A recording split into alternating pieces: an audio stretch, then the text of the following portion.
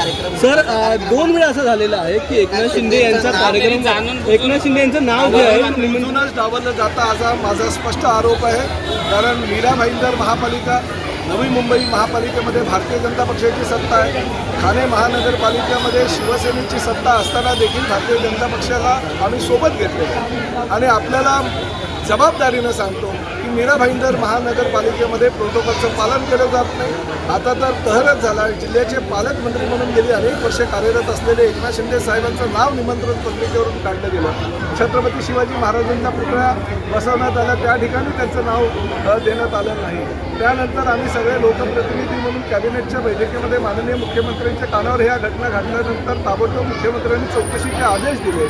एका बाजूला या ठाणे लोकसभा मतदारसंघामध्ये नवी मुंबई आणि मीरा भाईंदर असताना दुसऱ्या बाजूला मात्र ठाणे महानगरपालिका आहे. आणि या ठाणे महानगरपालिकेमध्ये निमंत्रण पत्रिका छापत असताना मुख्यमंत्री उपमुख्यमंत्र्यांच्या नावाबरोबर जे ज्येष्ठ नेते आहेत गणेश नाईक साहेब, त्यांच्या खाली माझं नाव स्थानिक आमदार म्हणून किंवा स्थानिक मंत्री म्हणून असतं. परंतु मला त्या गोष्टीचं काही खेद वाटत नाही. याचं कारण असं आहे, वरिष्ठ आहेत, ज्येष्ठ आहेत, त्यांचं नाव माझ्यावर असणं गरजेचं आहे. आणि त्यामुळे आम्ही प्रत्येक कार्यक्रम पत्रिकेवर त्यांचं नाव सन्मानाने छापतो.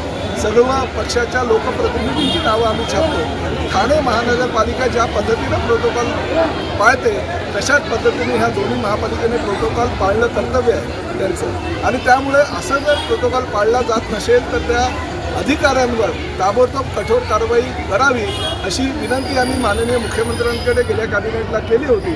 आताही उद्या कॅबिनेट आहे आणि असे प्रकार आम्हाला निदर्शनास आलेले आहे. त्यामुळे आम्ही गंभीर दखल माननीय मुख्यमंत्र्यांनी ह्या सगळ्या प्रकरणाची घ्यावी. तसं काही दखल घेणार नाही, तसं होणार नाही. माननीय मुख्यमंत्री या बाबतीत गंभीर दखल घेतील आणि आमची तर भूमिका ही राहील की लोकप्रतिनिधी म्हणून आम्ही तक्रार केल्यानंतर ज्या अधिकाऱ्यांनी ही पत्रिका बनवली किंवा छापली त्यांच्यावर कठोर कारवाई करावी अशी आम्ही मागणी करतो.